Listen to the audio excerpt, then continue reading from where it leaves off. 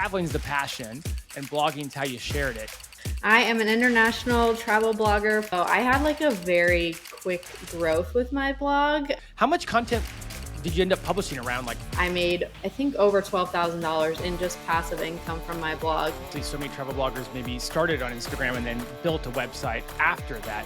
Instagram wasn't really the space that I wanted to focus my energy on when it came to being a travel blogger. Lots of changes around that time frame, 2023 and beyond, in terms of Google. I managed to escape most of those Google updates up until quite recently. What have been your efforts to build more of a brand? Understanding your reader and your audience is super important. What are some of the things you're thinking that you typically will end up adding? Photos are huge when it comes to travel blogging. One platform I haven't heard you mention yet is YouTube. I feel like I have a love-hate relationship with YouTube. My biggest qualm of having a travel YouTube is... All right, welcome back to the Niche Pursuits podcast. My name is Jared Bauman, and today we're joined by Lana Sittler with adventuresbylana.com. Lana, welcome. Hello, thank you for having me. Hey, it's great to have you here, and I'm excited for what we have today. We've got a lot of different topics to get into, as we normally do, for the record, but it's still the case today. As we like to do, before we get into kind of what we're talking about today, give us an introduction to yourself and maybe also a little backstory on what you have been doing before you got into website building and traveling. Sure. So I am an international travel blogger full-time now, but before that, I was an engineer. I graduated college with a mechanical engineering degree and then jumped into working at Universal Studios as an animation engineer. So very different from travel blogging. But I always loved to travel. My parents were like big travelers, so we did a lot of big trips growing up. And specifically when I was in high school, we did our first like Euro trip, and it just like completely changed my perception of the world. And I was like, I'm addicted to this. This is going to keep going. So I got to college studying engineering, continued traveling throughout college with my very small college budget, but didn't really ever think about being a travel blogger until way later. I graduated with an engineering degree, jumped right into corporate America, was working my dream job, and then somewhere along the way, I realized that maybe this isn't my dream job.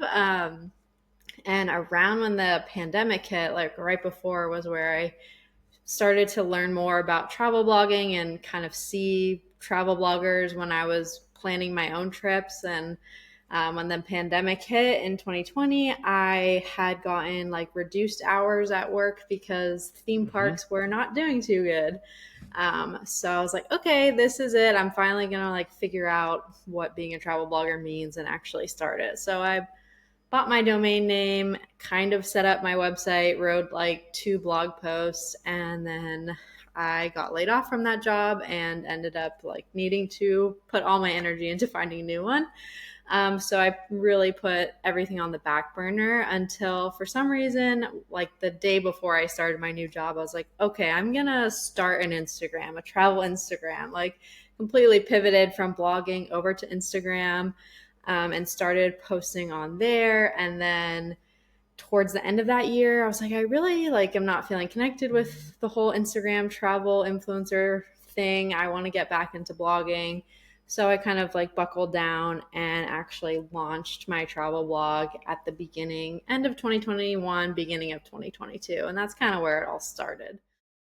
Hey everyone, this episode is sponsored by Mailtrap, an email delivery platform designed for product companies.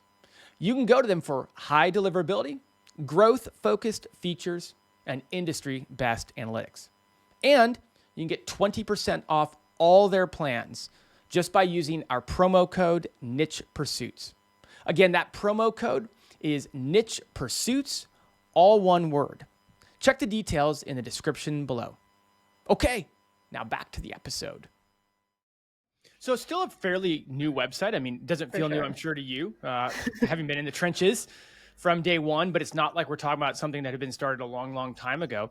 I mean, from a high level, what were the differences for you between Instagram and the approach you felt was needed to Instagram versus blogging, a website, kind of going down the travel route on the website side of things? Yeah, the very beginning, like money aside, that wasn't even a thought at that time. It was really just like where I enjoyed doing my travel planning. And back then, like Instagram was still relatively new. I was using it in my personal life, but I think being like a travel content creator wasn't really a thing yet.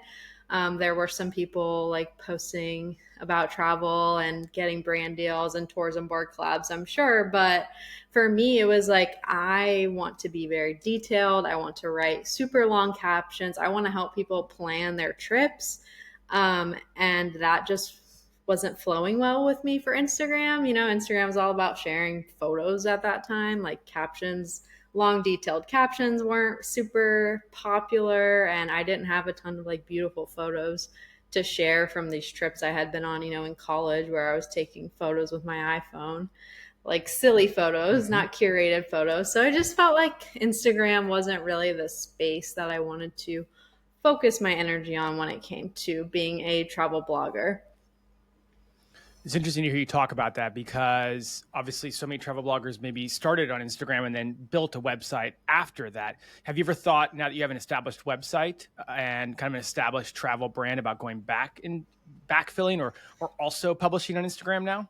Yes, it's funny that you bring that up because it's a big part of like my strategy now in 2025 with Google updates and all the fun that comes with, you know, being an online website. But um, I would say like back in 2022, I was like, when after I had launched my website, I was still trying to do both.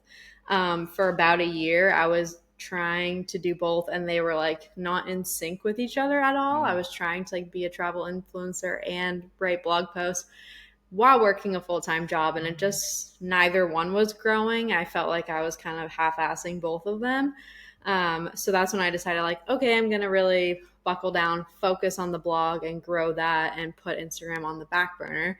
Now that I'm a full-time travel blogger, I can give some more energy to Instagram. It's still not like where I like to spend my time personally, but over the last couple months, I've really been focused on like, how can I reframe my thought around Instagram in terms of building a community of travel lovers and funneling those people that find me on Instagram back to my blog or my email list, and kind of making that cohesive community from Instagram instead of just like trying to go viral for no reason. right, right. Um, now's probably a good time. Maybe if we could, let's pause. Tell us where you're at right now, where your brand, your website is at, whatever you're comfortable sharing, whether it's, traffic numbers or earnings or, whatever makes sense for you. And maybe where Yeah. you're at with that job that you had, the full-time job you had, or maybe still have. Yeah, no, I actually quit my full time engineering job in March of this year. Congrats. Thank you. It was something I always wanted, but it always felt like just out of reach. But I'm so happy I finally made the plunge, even though, you know, being a solo entrepreneur comes with its challenges that I didn't really quite foresee, but I wouldn't change it for the world. So I had like a very quick growth with my blog. From like the first year where I really started taking it seriously, I started to see kind of exponential growth like 6 months later, and then it just continued to grow. I actually hit the high point of my blog, like made the most I've ever made from it the month I quit my job. So it Okay. kind of felt like a sign from the universe that I was making the right decision. So I surpassed my blog or my full-time engineering salary. I made, I think, over $12,000 in just passive income from my blog in March of this year. Things have definitely cooled down a little, I'll say. But that was like just kind of mentally, I was like, okay, this is the right decision. The universe is telling me this is what I should be doing. Now I'm down a little, probably like back in terms of sessions. I'm back to where I was probably a year into starting. But I'm trying to not get myself too caught up on like the numbers and over analyzing everything, because I'm building a brand, you know, not trying to please the Google gods all day long. So that's where we're at today. Yeah, yeah, that's still really good. I mean, to be able to quit your job get job replacement income, do what you love. It sounds like things have moved down a little bit, but are you still able to continue working on this full time and it's still earning enough that Yes. it's still a full time focus for you? Yeah, for sure. It's still like what my low is, I think is still what people are like dreaming of making from their side hustle, and it's full-time income. Still hitting 10K months from a business perspective. So that's more than enough for me to survive on. And I think what I've learned also is like when I was getting ready to quit my job, it was like, okay, I have to surpass my salary. I have to surpass my salary to be able to quit. In reality, I probably could have quit a long time before that. Money is uncomfortable topic, not on this podcast, which I love, but a lot of people, don't like to talk about money or get stressed with money, and it's different for everyone what you're comfortable like quitting your full-time job with. But for me, the value that I was placing on money, I think to reframe my mindset now, like the time and energy that I've gotten from quitting and being able to have unlimited PTO and go see friends and family and not have to submit a request to my boss, like that's worth so much more than an extra couple of $1,000s that was holding me back from quitting. So I'm so, so grateful that I'm here, and it's really the best thing ever, honestly, even though it's stressful. It's funny because we talked to a lot of people on this podcast who have had to figure out when to make that jump, when to make that leap, and a lot of people have that same criteria you have. Like, I want to make sure that I've got my income from my side hustle to be making more. But it is that Yep. juxtaposition, because you know that the full-time job is robbing you of so much time that you could spend to get Yep. your side hustle where you want it to be. And if you left a little earlier, so it really is that balancing act. No one probably ever gets it perfect. They probably always look back and have something they might do a little different. Well, congratulations again. That's a big Thank accomplishment. And to you. not only have had a high month in 2025, but to also have kind of stabilized in what you'd call not the best of months, but still more than covering what you need. So that's a win all around. And I want to get into some of the details about it. Tell me, because from a high level, it sounds like blogging was really more of traveling's the passion and blogging's how you shared it. What made your blog do so well in the beginning? In the first couple of, I think you said 6 months, it was doing really, really well right out of the gate. What was some of the strategies you took from a high level to get that kind of growth?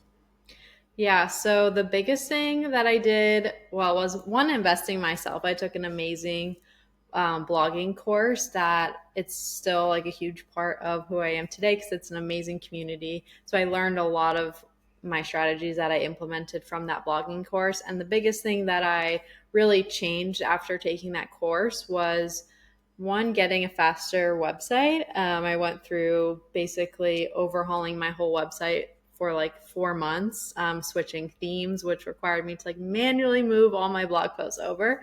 That one almost broke me. I was like, I just don't think this is worth it, but I did it. And then after that, once I was like, had a clean slate, it was publishing regularly and focusing on one destination at a time and really proving to Google that I knew what I was talking about. So for me, that was the Florida Keys because I grew up going to the Florida Keys. I still go like once a year at a minimum. So I was like, okay, I'm just going to write literally everything I can possibly think of when it comes to the Florida Keys. And that's when I started noticing that traffic increasing and my blog posts starting to rank on Google. So I think that was a huge turning point for me. And I've still taken that with me. I'm trying to be better about, writing everything I can on one place before moving on to the next one. Um, and then publishing regularly. Like I had a very strict one post per week rule for myself, which I really do attribute to my success. I wish I could have been publishing more. Some weeks maybe I got two out, but I was doing this, at night or on weekends while working a full-time job and while also trying to travel too. So obviously the more time you can dedicate it to it, the better, but that's what I had to work with. So Yeah, no kidding. It's hard when you're doing nights and weekends. And that makes a lot of sense to kind of publish around an area that you're from. I think a lot of people, when they start their travel site, they're thinking, I want to go visit all the places and then, kind of quickly maybe do a week or two in the place and try to create as much content. How much content did you end up publishing around like the Keys or a different place you would go to? Yeah, I think I had around maybe 30 blog posts for the Keys before moving Yeah. on. And then I moved on to Hawaii and then kind of started spreading out my spider web from there. But Yeah. it was like everything I could think of that someone who is planning a trip to the Keys might need, I have a blog post for it. So. Did you find, because I mean, 2022 into 2023, we're talking lots of changes around that time frame, 2023 and beyond, in terms of Google and in terms of ranking. What were the strategies you used initially to rank your content, and then maybe how has it changed in the last couple of years? Yeah, that's a good question because I think I don't know if it was luck or how my blogs were written, but I managed to escape most of those Google updates up until quite recently. Even though this last one, I didn't really see a huge shift from. So I think it's what I found success with is really finding a balance between personal experience and informational content. Knowing your unique selling point and why what you're talking about matters to you is important, but you don't want to go too far where it's like a diary style blog post. So I think finding that balance was really helpful for me. And then also like I mentioned, covering the destination as well as I possibly can and really focusing on like my reader, helping someone actually plan a trip there, not just kind of keyword chasing, which I was definitely guilty of a little bit in the beginning. I put a lot of emphasis in the beginning on keywords and not so much like the content as a whole. So that's something I'm definitely trying to do a little bit differently now is prioritizing my audience and what they need to plan their trip, not so much just chasing Google keywords. Right. Yeah. Yeah. When you talk about the personal aspects that you add to it, what, if you could just from a high level, like what are some of the things you think about when you're like, I need to make this post about where to stay in the Florida Keys or whatever it is. I need to make this very personal. I need to make sure I do that in order to rank it and to stand out. Like, what are some of the things you're thinking that you typically will end up adding? Yeah, it's a lot of the times just like personal anecdotes from my trips. Um, like why I love something or why I didn't love something, or maybe something I wish I knew before going. I try to be better now about actually like writing those things down while I'm on the trip because sometimes Mm-hmm. we don't remember everything and that's okay. But I feel like when you're actually writing about it, things just kind of pop up to you. But yeah, specifically like thinking about how you're experiencing the trip and then putting yourself back 6 months ago before you started researching the destination, like what kind of mindset was I in, what was I looking for, and then infusing that kind of personal experience from your trip, even if it's just like little tidbits. I love this restaurant, we got this and it was like the best burger we've ever had. Just little things like that I think go a long way with connecting with your readers and showing them like, hey, I'm a real person behind this blog post, I really did this thing. I also think photos are huge when it comes to travel blogging. I've recently like realized now that when I'm reading travel blogs, a lot of the time I'm like scrolling past the text and just looking at the photos. Mm-hmm. And like if the photo draws me in, then I will focus more on like what they're saying. Um, so not always just like it doesn't have to be the prettiest photo, but it has to be like informative and again proving that you're there. I see a lot of travel bloggers with these like they almost look like stock photos because they're so beautiful, but they're actually like not really helpful in terms of planning the trip to go there. Like I'm the kind of person that takes a photo of like the map at the train station because I know that will be helpful even though it's not a pretty photo. So I think that goes a long way too. The it's been talked about a lot, the personalization of content and making sure that you do that in order to stand out, in order to rank, and that sort of thing. When it comes to the content, are you doing any keyword research now, or are you really just going, hey, I'm interested in destination X, and I'm going to just go and I'm going to cover it. I'm going to do it. I'm going to write the typical types of posts I want to write. Or are you still infusing keyword research and then backfilling that content with all that personalization once you get the topic that you can see is something that people are searching for? Yeah, it's kind of a balance. I would say that the intent of what I want to cover comes first, and then I will do keyword research more to see if there's like specific small tweaks to wording maybe that I can make to help it rank for that specific keyword. But like I used to be totally afraid to write blog posts that had lower volume or high competition. And then I just had a bunch of gaps in my content. So now I'm trying to really cover the destination fully. And then I will do some additional keyword research, maybe on like those top of funnel blog posts, like should you visit this destination during this season, or things like that, that I kind of cater to the specific trip.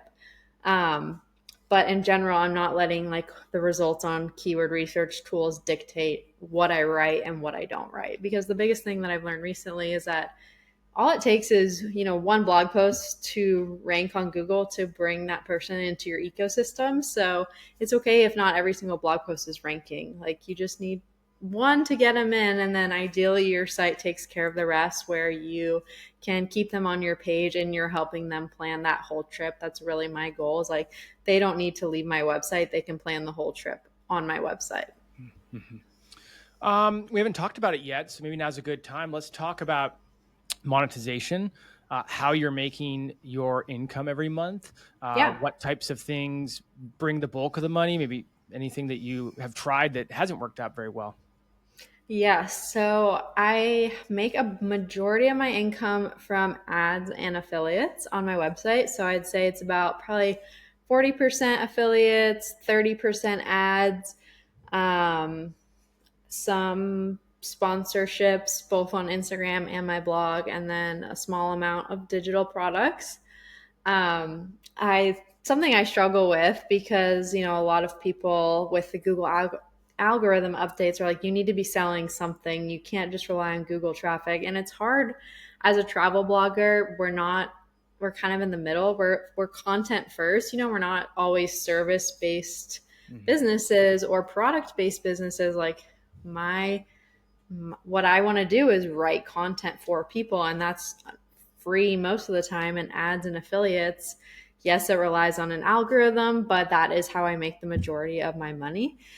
So I am actively trying to diversify, but at the same time, like that is where the passion lies. So I can like go off and do an Instagram collaboration if I want to, but it's not necessary for me to sustain myself. And that's really what I wanted to build.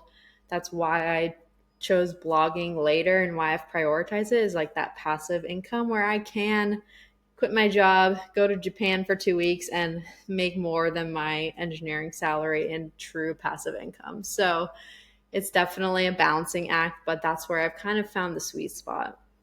What types of affiliate content are you seeing work? In the travel space, there's a lot of different affiliate opportunities, and I always like to ask people what's working in the affiliate space specifically for you.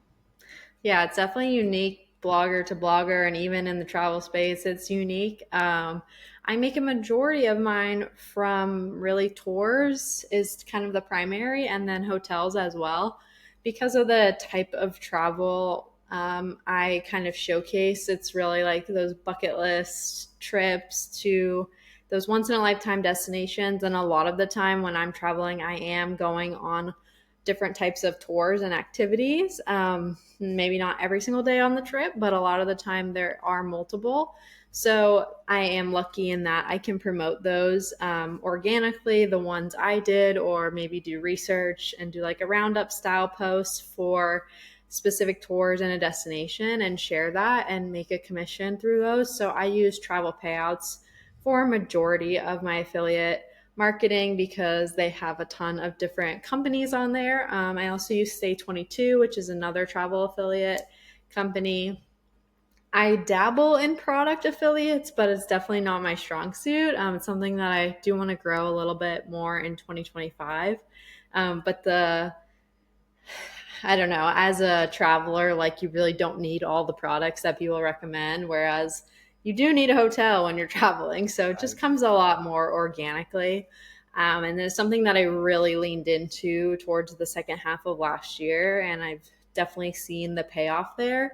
Like this month, my sessions have been lower, but this time last year I was making like less than a quarter from affiliates with the same amount of sessions. So it's definitely intent and learning that goes in there. And I think a lot of people really undersell themselves when it comes to affiliates. I'm sure there's many more affiliate opportunities I could be finding on my website, but it is like my favorite way to earn an income because it's so organic when it comes to travel. How do you balance? This is a question I'm curious about. How do you balance? Where do you come down in terms of what you talked about with hotels and tours and different things you can do? Like when you go to a destination, is it like, hey, this is a work trip, so I'm going to stay in a different hotel every night so I can get good pictures and write an honest review about this hotel and get as many of those in the door during my time as possible? And I'm going to do, multiple tours in a day or something like that. Or how are you striking that balance? Because I mean, ultimately you got into being a travel blogger so you could travel and enjoy the aspects of travel. It's now your job though, as well. Yes, it's very hard to balance that. I will not lie. And it's something that I've been like, I was planning a trip for later this year, and this was the first time I found myself like deciding on a destination because of my blog and like what I was like, well, I don't want to go back somewhere I've already been because there's not much more content I can write about it. And then I'm like doing keyword research for the places I wanted to travel to, like trying to decide where I wanted to go based on that. And I was like, this is ridiculous. Like, this is not why I started my blog. So I'm actively like not trying to do that. And that's honestly why I loved blogging over Instagram, and I still do, is because I chose to be a blogger because I wanted to go experience those trips how I experienced them, not wake up at 6 a.m. every day to get the perfect photo and craft this, not reality about what the destination is like so that it goes viral on Instagram. Like, I want to experience the trip how I'm going to experience it organically, come back to my laptop afterwards and just write about everything that I experienced. So that is the approach that I take. I'm not staying in multiple hotels. Fair Um, enough. Fair enough. the activities I'm a little more lenient on. Like I I maybe am doing a little bit more activities than I normally would just so I can feel like I'm experiencing more things, but it's definitely a hard balance to strike. Let's talk about a affiliate specifically.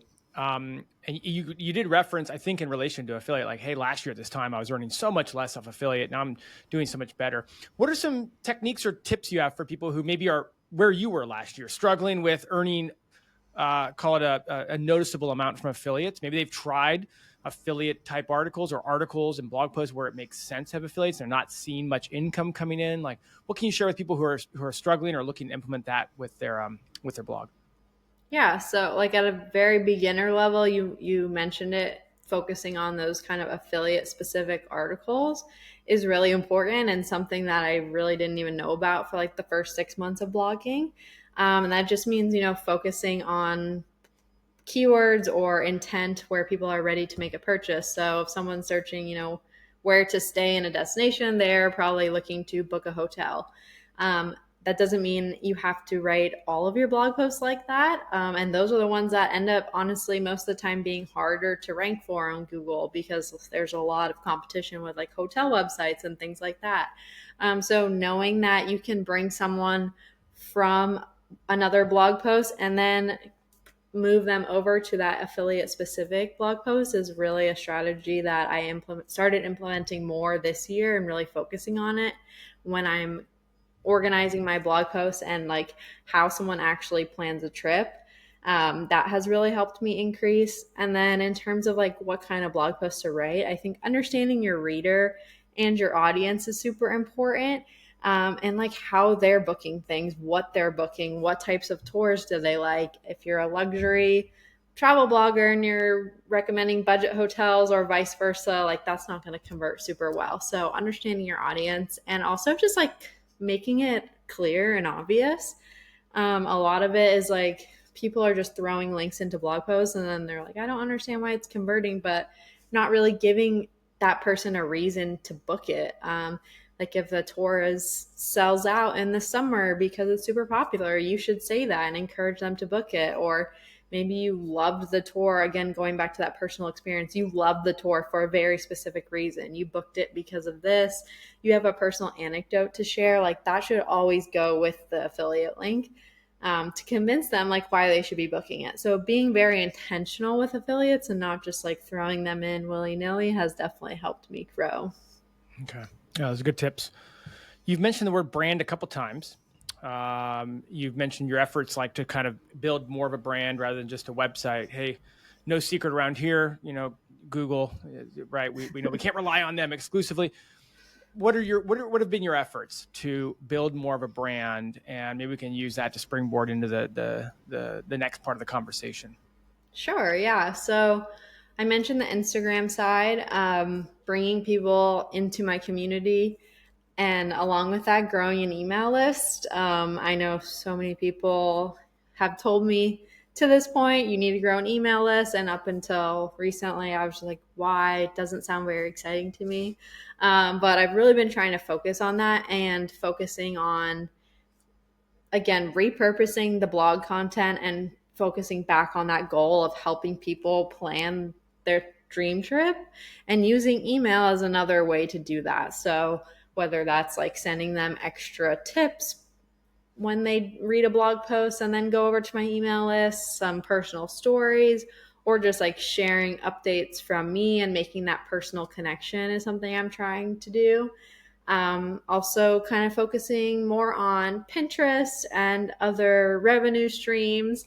And then I also started a second blog. That's a whole nother conversation, though. We've all done that before. Don't worry, you're in good hands here. You're in good hands. How are you getting people over to your email list, and what has the response been like for that? Yeah, so it's been going good. I'm basically trying to figure out how I can, for each destination that I'm writing about, provide more value.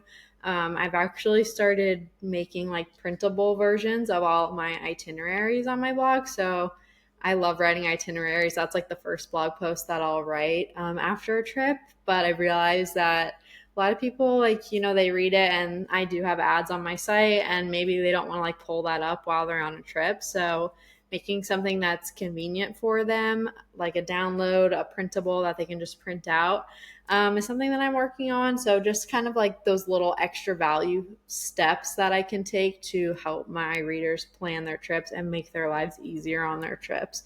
So I'm using those as opt-in freebies on my site so that I can get them on my email list and kind of further help them plan their trip and make that personal connection.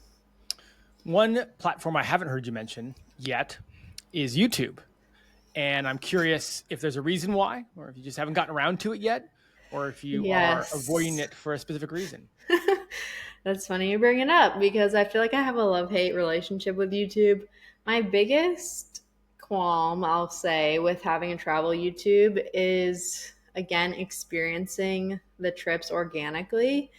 I didn't want to be the person that I have to like be constantly have my vlogging camera in front of my face while I'm traveling. Same thing with Instagram Reels. Like, I don't want to be constantly doing little things in different cities and filming all the time. Like, I want to be looking at things with my own eyes and experiencing them. And a lot of the places that I go, I'm going for the first time and I'm not going back to. So it's hard for me to justify filming the whole time. And I know YouTubers like don't actually film the whole time, but it was just something that I think also I realized like way too late. Well, probably within the last year, I'm like, maybe I'll start vlogging when I'm on trips. And I'm just like, it's just not for me right now. I do want to get into YouTube with my new site, because that new site is a Florida specific site. So it's places that I can go back to multiple times, places I've been multiple times where I wouldn't mind filming. So that is my plan for YouTube. But yeah, it's not really, I don't think, in the cards for Adventures by Lana in terms of like travel tips, unless I just do videos from home, like talking about my trips. It's hard to do everything. I think that's what people have realized. That's why just writing for Google was so attractive. And I get frustrated when I hear this narrative like, oh, people were lazy, or, they just, that sort of commentary, because the reality is, like, it's hard to be everywhere and to do everything, especially if you want to make great content specific for that platform. And, to your point, like YouTube, you'd think, oh, it's so similar to Instagram, but in reality, it's such a different animal to tackle. And if you want to try to do everything well, you probably can't do all things well. So I, Yep. I agree with giving yourself a little bit of grace there. Hey, so what's a week look like for you? You're on your own, you're independent, you're not traveling all the time. I'm sure travel weeks are different. Travel weeks aside, what does a week look like for you, and how has it changed since you first started full time? What is it, about maybe less than 6 months ago to even Yep. just even just now? Yeah, that's a good question because it changes every week, and it's something that I'm working on trying to be more structured. When I quit my job, I made this little, like, I drew it all out with my weekly calendar. Mondays, I was going to do this. Tuesdays, I was going to do this. Wednesdays, I was going to work on my second site. And it just, I don't think I've had, maybe like the first 2 weeks I did that, and then it all just blew up in my face. But I'm learning that that's okay. So what I'm trying to make sure that I'm focusing my energy on blogging, which sounds silly as a travel blogger to say, but the last month or two, I feel like I've just been spreading myself everywhere else. And then I'm blogging. I'm like, I'll get to it. I'll get to it. And then I look back, I'm like, I published one blog post this month. Like, that's not what a travel blogger does. So I'm trying to get back to focusing my efforts more around the blog and looking at everything else as like more bonus extra stuff, which is easier said than done when, your blog starts paying you less than you're used to. And maybe you want to focus on brand collaborations or like starting YouTube or something like that. So I'm still trying to find a balance, but currently it's probably, I'd say, like 25 to 50% blogging. I have a big backlog of blog posts that I want to write from past trips. I'm also trying to go back and update old blog posts. This is my really like my second or I guess third year as a blogger, but I have never done like a massive content update until now. So up until the beginning of this year, I had really not been updating past blog posts, and now I have 150 blog posts that I'm like, I could do these a lot better. So trying to find a balance between new content, updating old content, and then the rest of my time is, working with some regular brand partners that I work with, creating content, sometimes pitching to new brands or to tourism boards or hotels that I work with, Pinterest, emails, all the fun things. So I'm really trying to set stricter goals for myself and then focus my tasks on those goals every month is what I've learned. Like, why am I actually doing this when my goal for this month was to do this completely different thing? Mm-hmm. What have you put any emphasis at all on getting your name out there, building backlinks, going after PR, or press mentions, that sort of thing, as it relates to building your website? Not really. That was a big question I got in the beginning when I started growing so quickly. Was like, are you pitching for backlinks? I have never pitched for backlinks. All my backlinks have happened organically, but yeah, in terms of press and things like that, it's not something I focus on. It's probably something I should focus on. But no, I can't say that I've actively done that. Yep. As we kind of start to wrap up and we talk about where you're going, I think it fits perfectly with what you're talking about in terms of, hey, here's how I'm spending my day. I've been full time for a couple months. I don't want to rely exclusively on Google traffic. Like, so many things you said speak to this future, this goal that you have for where you're going with things. Maybe talk through where you're trying to be maybe a year from now and what that business looks like. Yeah, so I think in a year from now, my goal is to first have a little bit more balanced income streams in terms of where my traffic is coming from and where my income is coming from. But beyond like the money side of it, one, having like a strong community from my blog and that personal brand. from both of my blogs. I hope to grow my second blog to another passive income stream and also really build a community around it because I love Florida and I'm very passionate about Florida. So it feels natural to kind of start that second journey. And then in terms of like, I think workload and all that, I would really love to continue what I think I've done very well with since quitting is finding that balance between work and personal life. I didn't quit my 9 to 5 job just so I would be working 50, 60-hour weeks on my blog, even though I love it and it feels totally different. But I want to be able to, take those 2 weeks off and travel and not have to worry about how am I going to pay my bills. So having that passive income is the reason I chose blogging, and I hope to really continue with that. Yeah, that makes a lot of sense. What are some destinations on the horizon for you that we'll be Oh, seeing on your website soon? so in terms of on my website, I'm hoping to get to my Japan content. We did Japan in March for cherry blossom season. Oh yeah. It's absolutely amazing. I also used to travel to Japan for work when I worked with Universal, so I have a lot to share there. I'm currently publishing some like New England fall foliage content.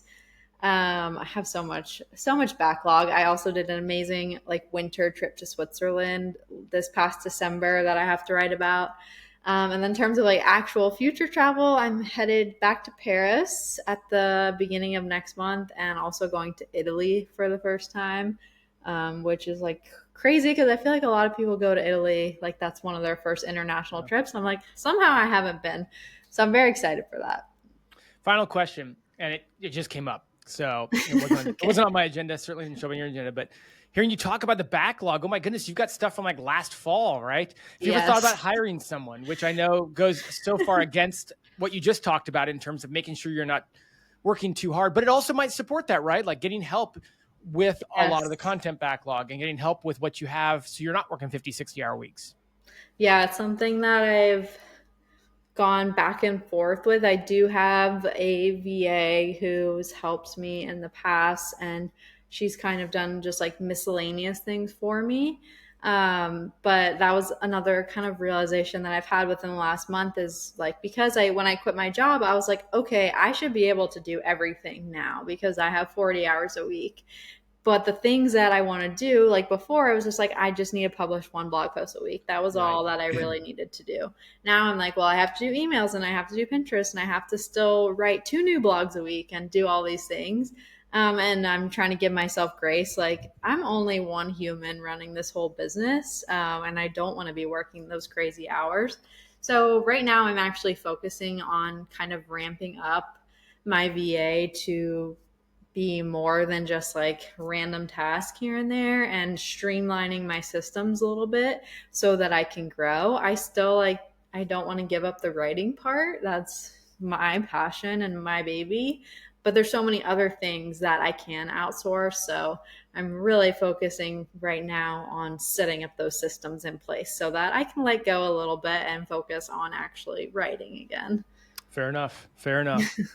Well, this has been really cool to hear. I always love, I say this all the time on the podcast, but I always love when we have kind of individual stories of like a single website, a single project, and we can get to see it from the beginning to where it's at now, the ups, the downs, and kind of dissect what worked, what's working, what you're doing, where you want to go with it. So thank you for coming on the podcast. I mean, the website that you have is adventuresbylana.com, but I mean, anywhere else people can follow along with what you're doing?